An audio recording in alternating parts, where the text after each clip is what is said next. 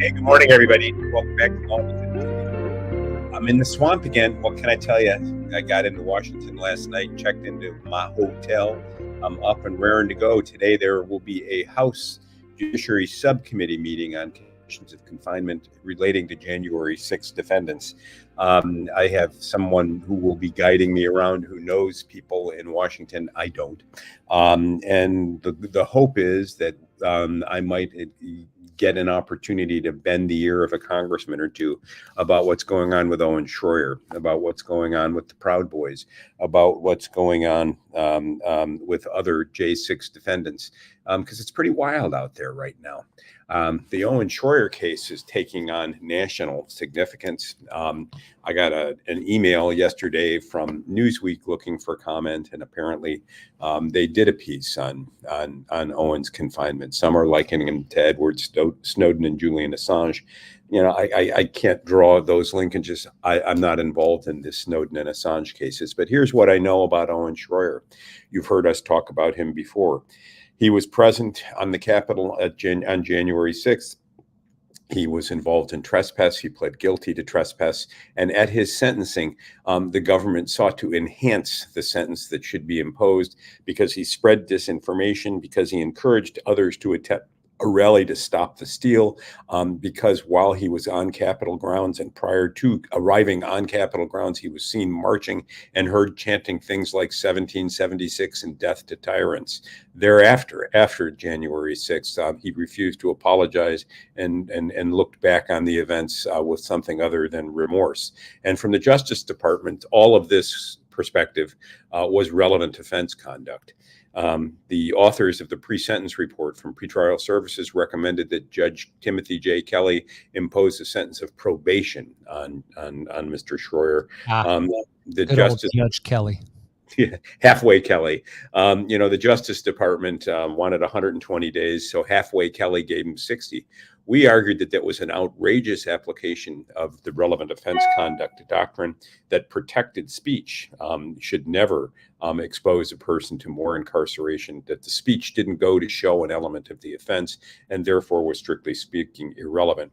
Judge Kelly disagreed. We filed preliminary paperwork to take our appeal to the District of Columbia Court of Appeals. Our brief is written. We'll put the appendix together and probably get it filed next week. Owen then goes off to the Oakdale Federal Correctional Institution in Oakdale, Louisiana. I go down with him to turn him in, and he dutifully appears at the appointed hour and is taken into custody.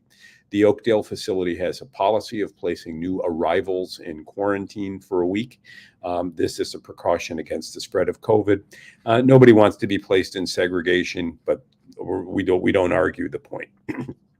5-6 days later, Owen is released from segregation, and he uses his phone privileges to call out to the external world.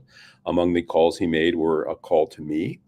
He reported that he was well, and he was gratified by the response he was getting inside. He also placed a call, but not just from in mail, but from in terms of the guards. People are sympathetic to Owen.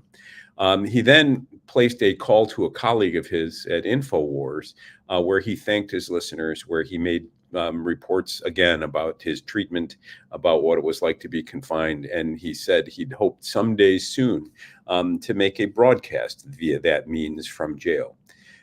Within hours of that video, or that audio rather, being broadcast on InfoWars and elsewhere, Owen was again placed in administrative segregation.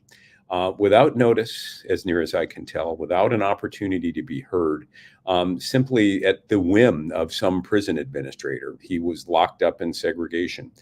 I've made efforts to contact him. I've contacted the prison as his lawyer, wanting to know if I could have contact with him, asking for information about where he is, why he was placed in segregation, how long he'll be there. I got a polite response acknowledging that I had written, and then saying, we'll get back to you. We'll get back to you when somebody with better information can do so. As yet, that has not happened. I know another person reached out to the prison yesterday, and they shared the prison's response with me, and that is because he's an AIC, an adult in custody, the prison will not release any information about him without his consent. I've not heard from Owen. We'll be writing to him, encouraging him to reach out to us. Now, the tweet that appeared under his name saying that he's been moved to another building and that he is likely to be in custody or in segregation for another 30 days. I don't know where that information came from. I don't know how reliable it is. Somebody says, and apparently this is over Owen's name in a verified account for all that's worth. We have received a tip indicating that Owen is now facing 30 days in solitary confinement. He has been moved to another building on the FCI Oakdale prison grounds. We still have not been able to communicate directly. This is the only information we have at this time. That tip most likely came from a prison official. And what it tells me is that there is a definite term in mind for how long Owen will be held. And that suggests that someone in the prison has concluded he violated a policy, and that as a result of that violation, he will be moved to segregation for a prescribed period of time. When Owen first went into prison, for a 60-day sentence, that was my prediction that he'd be out in about half. Now I think he'll do the entire 60. And candidly, I'm concerned that he'll do the entire 60 in segregation. I was in touch not long ago with Simon Gold, Dr. Simon Gold. She's an MD, PhD, and I can't remember the name of her client. He's doing a 2.5-year bid, and he was also outspoken. He has been in solitary now for some weeks, maybe months, and there is no end in sight. So these are among the issues that we will hope to see addressed by the House subcommittee. I believe Representative Matt Gaetz is on the committee. We're optimistic that we can get to House Speaker Mike Johnson, either via the committee or by some other means, because the Oakdale facility is in his jurisdiction. And so if prison officials don't want to talk to us, maybe they'll want to talk to a congressman who has the power of the purse. So the subcommittee, Norm, is the Subcommittee on Crime and Federal Government Surveillance. That's who's conducting the hearings today. And what I've put on the screen for everyone is the full makeup of that subcommittee. So you've got the ranking members, Andy Biggs and Sheila Jackson Lee. And then to what you were just saying, we've got Matt Gaetz, Thomas Tiffany, Troy Niels, Russell Fry, Laurel Lee, Barry Moore, and Kevin Kiley there on the Republican side of things. I don't see Speaker Johnson represented here for obvious reasons, but he certainly should be in the building. Well, one of the things I know that scheduled to testify is a senior Bureau of Prisons official, and efforts have been made to get questions to ask the official to congressmen, and I'm aware of what some of those questions are.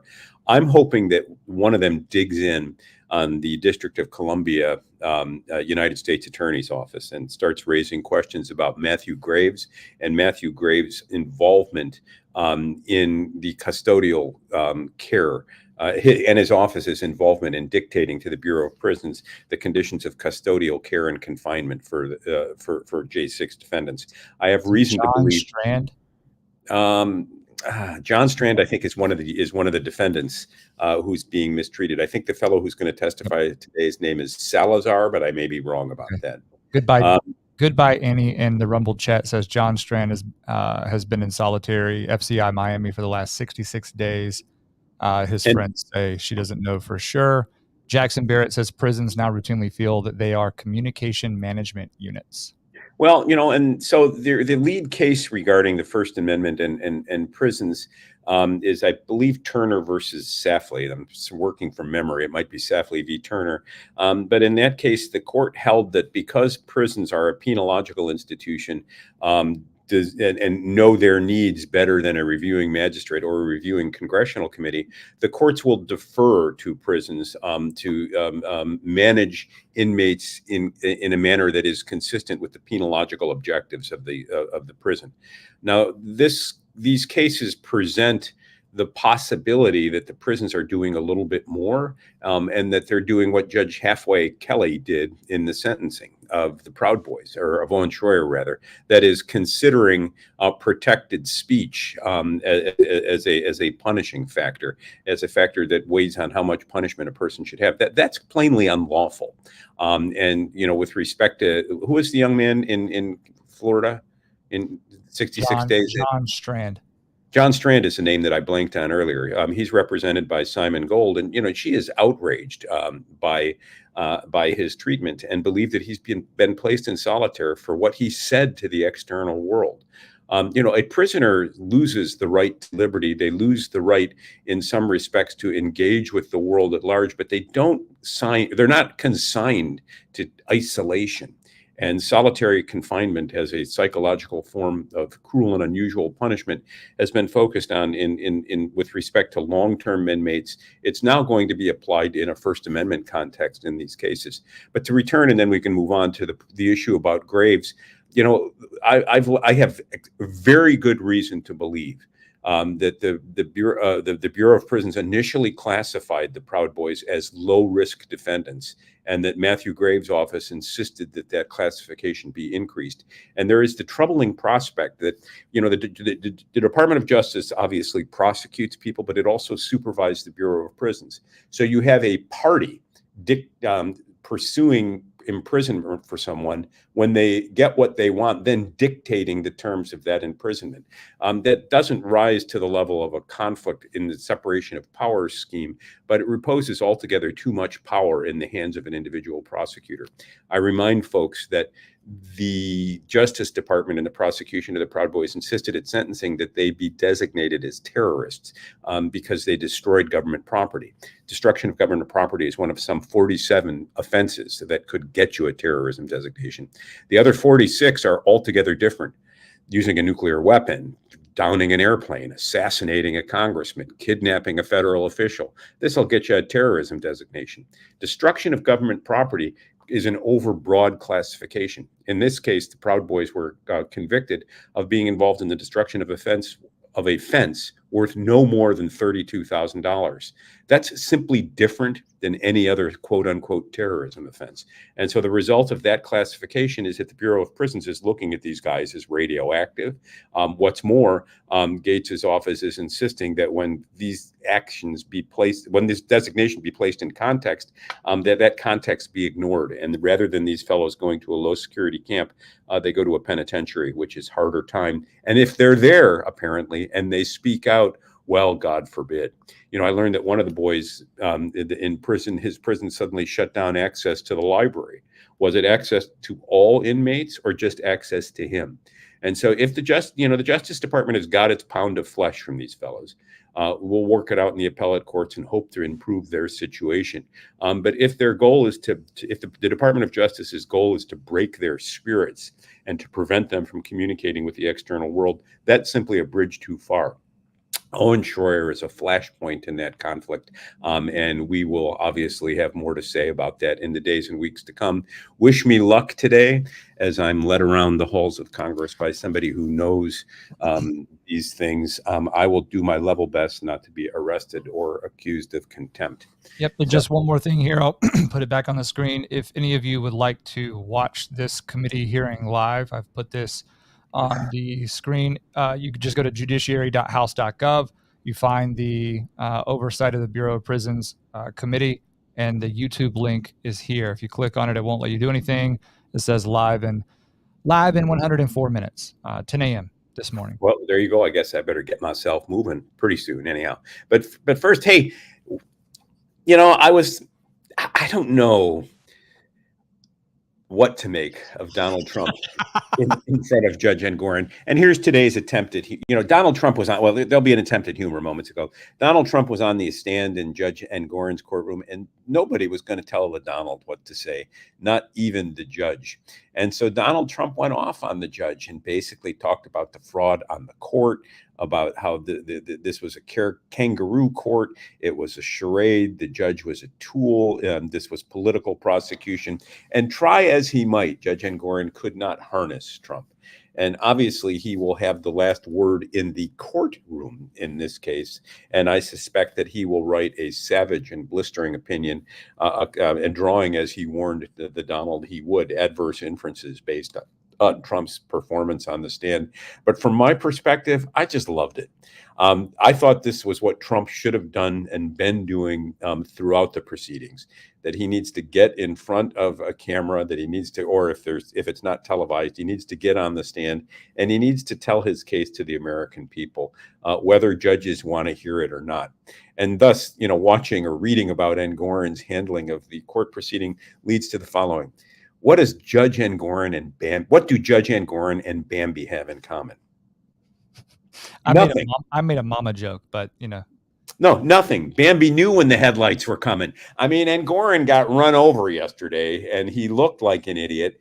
He's sort of a leering Judge Leto type who is enjoying his 15 minutes of fame altogether too much, and will probably go to the lecture circuit and write a book, In the Belly of the Beast, one judge's effort to tame a wild man, New York State versus Donald Trump. But, I think Trump yesterday was quite the day for Donald Trump.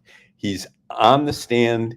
He's getting reamed out by a judge. He's not backing down an inch. And it's the very day that the New York Times reported that in 5 of the 6 swing states, that is states that have a controlling influence, a dominating influence based on their electoral votes in presidential elections, Trump had a substantial lead over Biden. And in the one state that he did not have a lead, Wisconsin, he was only behind by 2 points. So the confrontation in Ichabod Engoron's courtroom between Trump and he was a reflection of what's going on in the courtroom. You've got Engoron trying to gag Donald because Donald's talking about his clerk. I guess there she is right there. What's her last name? Goldstein? Let's see. Her name is Allison Greenfield. So you've got Ms. Greenfield, who Donald has been attacking as a Democratic operative. And the judge is saying, you can't do that. That's intimidating her. Well, Judge Engoron, he can do that. And moreover, his attorneys, Norm, if I can find this in the article, because this is something that I love. Number one, I love that Trump's attorneys are quite aggressive in this case, right? They seem to be really going on offense, adopting what you are really talking about with respect to the classified documents case, as well as the down in Mar-a-Lago, as well as the January 6th election interference case. He seems to have assembled a team in New York that, based on everything that I'm reading, is really, as Don has put it really well, helping Trump play his own game. Right. Well, I think he has to. I mean, obviously it's not a jury proceeding, so you can't argue for jury nullification. The judge issued a summary judgment ruling just before trial that basically decided the case in the people of New York's favor. And now it's just a question of how much money he's going to award. So what does Trump have to gain? Or have to lose, frankly, by being defiant in this case? If he comes out simpering and trying to mitigate his damages and concedes the point that Engoron found before trial, he loses credibility with that segment of the American population that look for him to stand up to the man and say, no mas. It's not working. We want to make America great again. The institutions that govern us are failing, and I alone, at least in Trump's view, have a solution. I mean, this is playing in significant parts of the country. And when Judge Engoron says you can't attack my clerk and imposes a gag order, Engoron looks altogether lawless.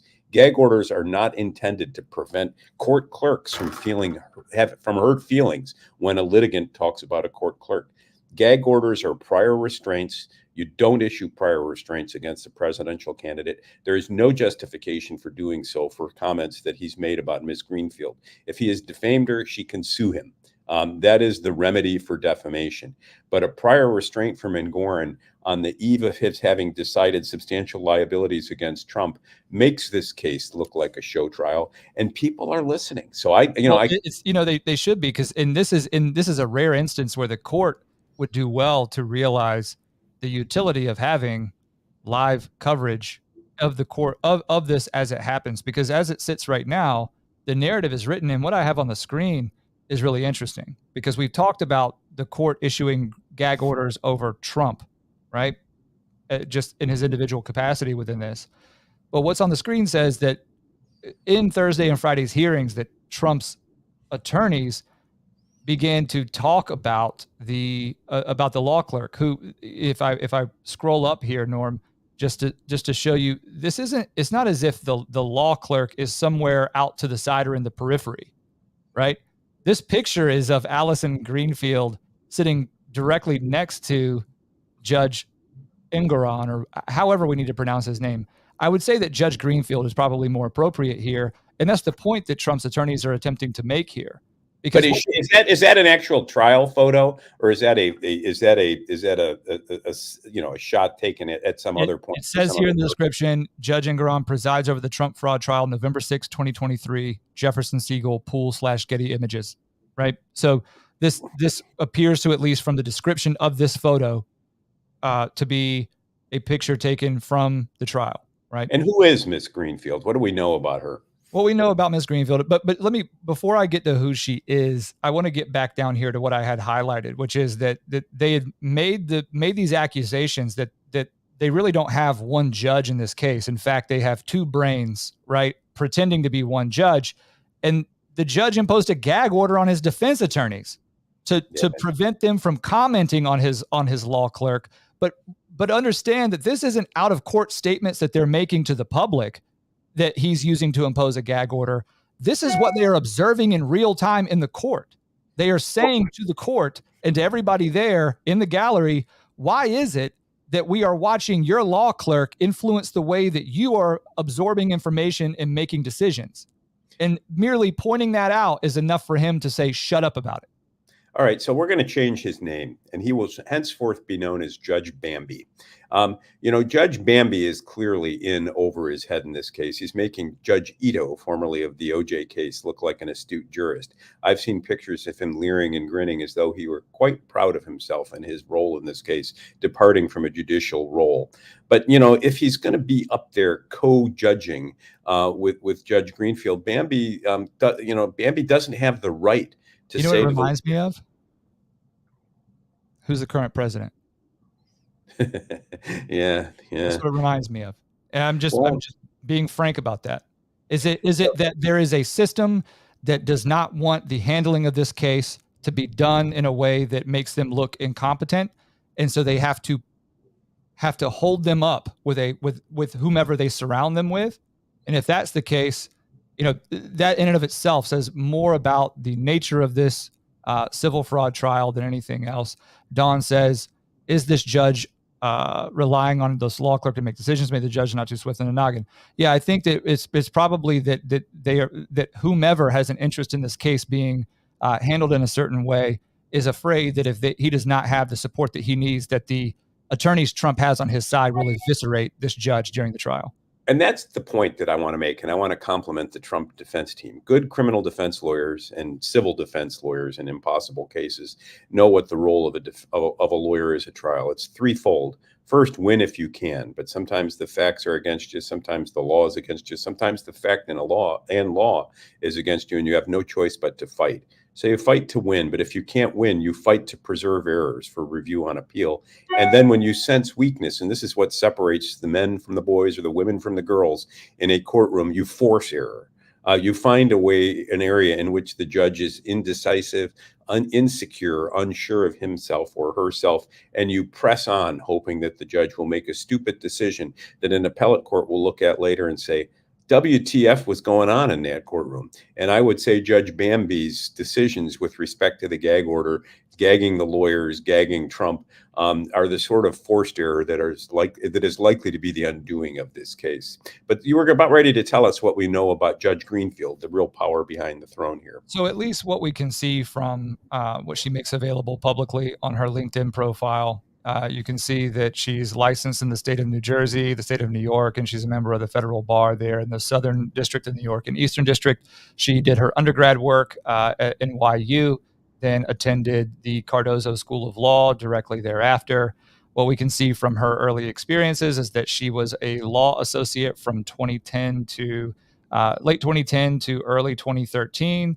And, treating this as if this is an application landing on my desk for employment, I'm asking about the gap in time from April 2013 to August 2015, when she became an adjunct professor at her alma mater School of Law. That means she taught a class. That doesn't mean, that's all Correct. that means. So this period from, and I guess, never mind, the gap is explained here. Yeah, right? she was So senior litigation counsel at the law 2013, department. yeah, April 2013, she was hired and I guess rose to senior counsel level, or maybe was senior counsel from the moment that she was there. But 5.5, almost 6 years as senior counsel in in what's known as the Special Federal Litigation Unit in New York City. So basically, a department that is tasked with defending the city of New York from basically 1983 claims.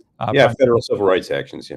And then she became about 5 years ago the law clerk that we now know and love, to one and only Honorable Arthur F. Engoron, Supreme Court Justice of the New York State. Honorable F. Bambi. Bambi. Get that name right, Bambi. Well, let's keep an eye on that. Good luck to Trump. I mean, he's going to get skewered by the court, but I think his gamble is by turning these events into political rallies. He hopes he'll win his office back, and the result will be that whatever happens in this civil case, he can get it overturned on appeal. Hey, what about this Manicotti Pesto? What happened in Nashville yesterday, Mike? Big news. Oh man, let me get the banner over here. Oh, you've got it. Okay. So I say this, and I think it's a funny joke, Norm, but I guess any joke that's funny, you don't have to explain that it's actually funny. But Manicotti Pesto is just a creative way that I was thinking of this morning of how do I put in writing that there was a manifesto released or that was leaked but published from the Nashville shooting, the Covenant School shooting. I guess images taken from Audrey Hale's writings prior to the school shooting, and I love and I say that because Steven Crowder, buying through Louder with Crowder, I watched his video yesterday. It's about 80 plus minutes long, in which he goes line by line in several of the leaked images. And from what I understand and what he has held out is that it was a totally, it was an effort funded by those who support the Mug Club, which is his subscriber base there for Louder with Crowder, that they employed a small, a pretty lean team of investigative journalists, and that they were able to come into possession of the images that they published yesterday that have been, I believe, now verified to be the writings of one. And you're calling it the Manicotti Pesto because you're afraid that if we talk about the manifesto, it'll be screened by social media. It's just a little censorship joke, right? We know that he was censored on Google, and we know that, or the story was censored on Google, and it was also censored on Facebook.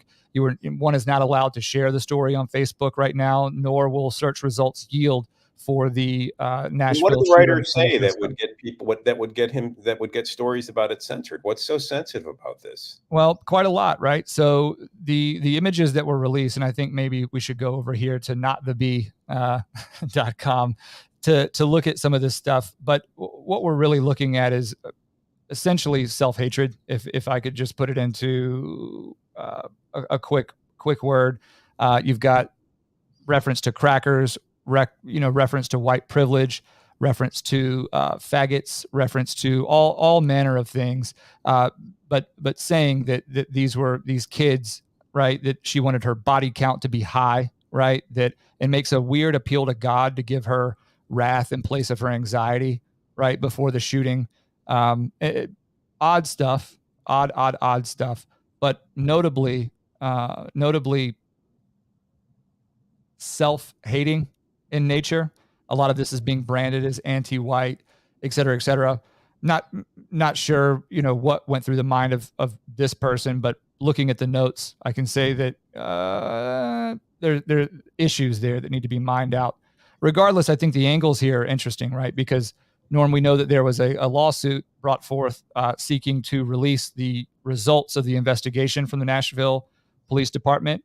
And there was a group of about 100 parents and family members that filed to interject and to preclude the court from releasing those files. And do what? Why did people not want it released? According to the lawsuit, the reason for not wanting to have those things released is that there was a fear that the notes would be circulated and that it would cultivate a copycat environment. right? Well, isn't that the case in every mass shooting? I think it had to do with the content. I think that, if a white man shoots a black person and makes comments about doing this in hopes of provoking a race war, it's page one and there's a great narrative. If somebody takes shots at white people, there's an implicit endorsement.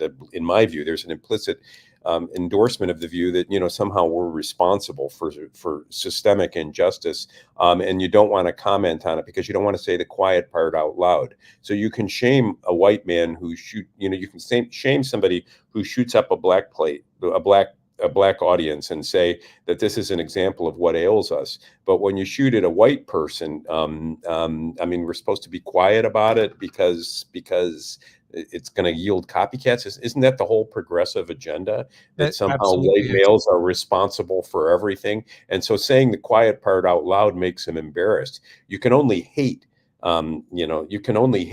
white people in acceptable ways. You can't. Will this contribute to the narrative of the Great Replacement theory and this, that, and everything else? And so I had a sense that there was some sort of hypocrisy at work here.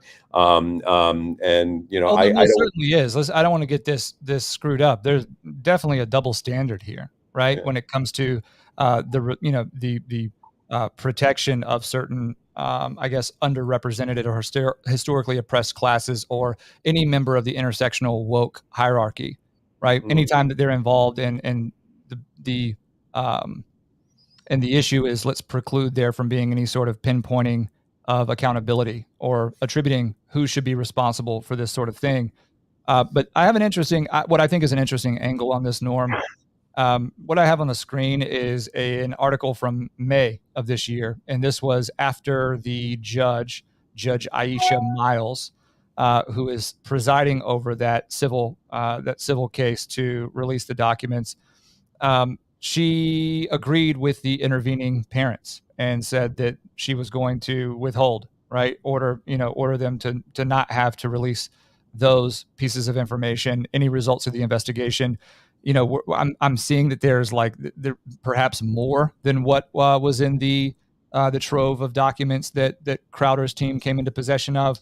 But the reality is simply this: she made this ruling, and the push for this, it was actually made by a group of media companies, right? People wanted to know, and so this lawsuit was initiated to compel the disclosure of this information. Not saying that these are entirely related, Norm, but I will make an observation about perhaps the posture of this case and sort of the context within which it resides. September 11th, 2023, from the Tennessee 9/11. Yeah. Nashville police seek clues in random road rage shooting involving Davidson County judge. For those of you that are geographically inclined, you know that Davidson County is where how did that happen? Is where Nashville is. But here's the interesting thing. It says Davidson County Chancellor Aisha Miles was driving west on Interstate 440 with a passenger at about 8:50 p.m. Friday when a suspect fired at the vehicle. Police said the shooting was a random act of road rage.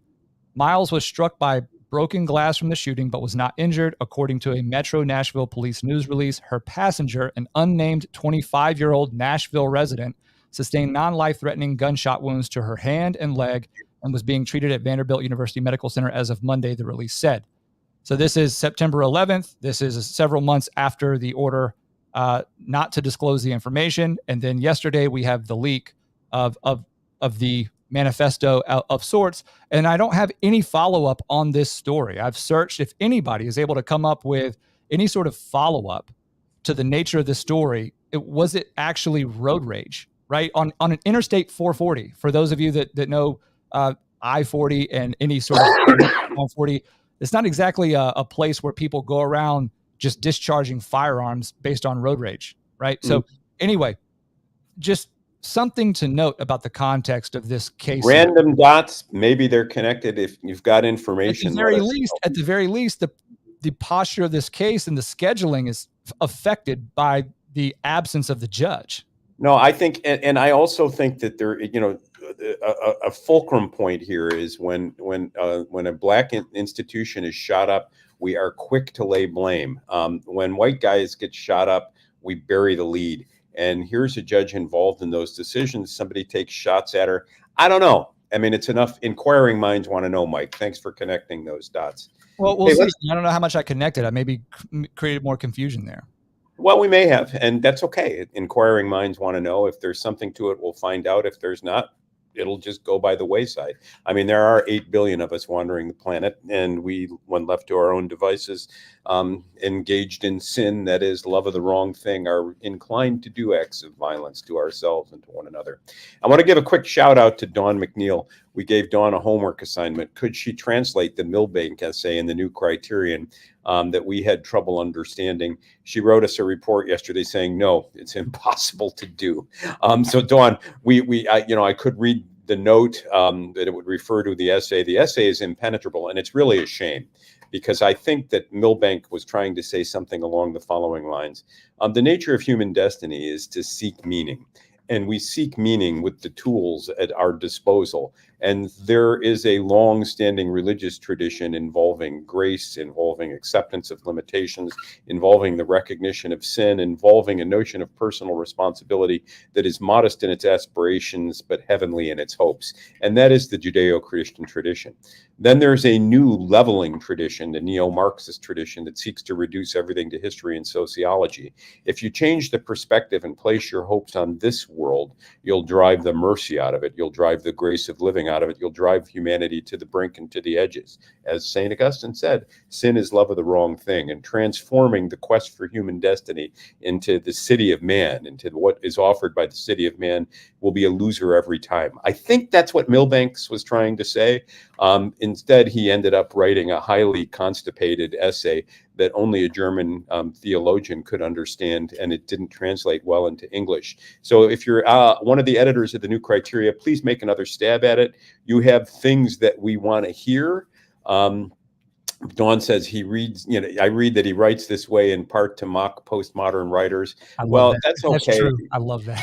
It may be the case, then shame on the New Criteria for not getting the joke, because I'm hungry for intellectual material to combat the wages of sin in our time. I'm hungry for a taste of grace. I'm hungry for tools to dismantle the craziness that is becoming the norm in our society. And you are too, or you wouldn't be here. Speaking of craziness, tomorrow, I'd like to engage at a broader discussion with folks of anti-Semitism. I'm getting a lot of hate mail lately. Somebody engaged me as a pseudonymous writer yesterday. They control everything, all the powerful institutions, referring to the Jews. I defy you to come up with an institution they don't control. And I wrote back basically saying, it's an odd question. Why are you wasting your time on that old trope? And he writes back, I know you're busy. It's understandable. You can't do it, And I'm thinking, why ask that question? Why look for a them? There's a scapegoating factor at work in anti-Semitism. And the fact is, people who are, in my view, inclined to resort to anti-Semitism usually use it as an excuse for their own failures. And that really becomes the whole focus of scapegoating. There is a spike in anti-Semitism in the country right now. I'm deeply concerned about it. I think it's another example of sin, as Augustine would call it, hatred of the wrong thing this time. The fault lies in ourselves, not in others. And I think when we come to look at the world and our disappointments in it, we need to take responsibility for that. And if we're going to have collective solutions to what ails us, those solutions don't take the form of anti-Semitism. Here I stand, I can do no other. And I'd like to have all of you engage in a discussion about that. Let's talk tomorrow a little bit about anti-Semitism. What is it? Why is it? Are you part of it? Am I part of it and don't even know it? I'll shoot our friend Ron Coleman a note and see if he's game to come on and hang with us. I know that he was very visible online yesterday on X, sort of putting a lot of this into full view. Right, man, I would love that, because I've been thinking about Ron. We reached out to him after the October 7th, and I know he was busy. I've been in touch. Yeah, he was busy hosting the Timcast, or not hosting, but appearing on Timcast, and then he also hosted Jenna Ellis's, I guess, stream or show while she was down pleading guilty to some charges. I don't know what those were about. But yeah, so he was very busy while you were doing your West Coast wandering, and we were here in the seat with Adam Ellwanger and our boy from Convention of States, Mark Meckler. But I'll shoot him a note later this morning. See if he's around. Oh, I feel somebody just slapped me in the testicles. It's Don McNeil. Milbank is a theologian, not a social scientist. Okay, that makes sense. He is typical of older men. Who just had their 68th birthday, but moi, who think they can explain everything in their later years. Well, that would be me and my reliance on Augustine. Dawn, both the right and the left testes sting. I know you didn't intend it. Let's talk tomorrow. Thanks, folks, for tuning in. Mike, tell folks where they can find us. You can find us here every day, 8 a.m., Monday through Friday on weekdays.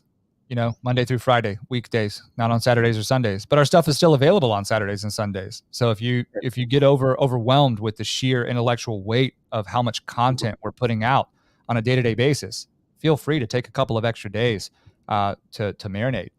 You can also find us on Apple Podcasts, Spotify, Google Play, Overcast, Audible, etc. And Dawn specifies, not you, Norm. Obviously. Yeah, and the reason she says that she couldn't find it if she had but let's just not. The testicle jokes are unnecessary this morning. Off to Congress. Yeah, and I think we had one comment on X yesterday that they couldn't find the podcast. You search Law and Legitimacy. Well, I did delete one yesterday by mistake. I was trying to. That's not the same thing. You didn't delete it. You can't hurt us, Norm. I've got us. We're in bumper cars around here, baby. Even though you're 68. Thank you, Dad. Anyway, I guess the last for those of you wondering, Mike and I did win in fantasy football last night. My team is now 7-2. Mike, how's your team doing? Oh, we're out of time, folks. Talk to you tomorrow. Bye, Norm.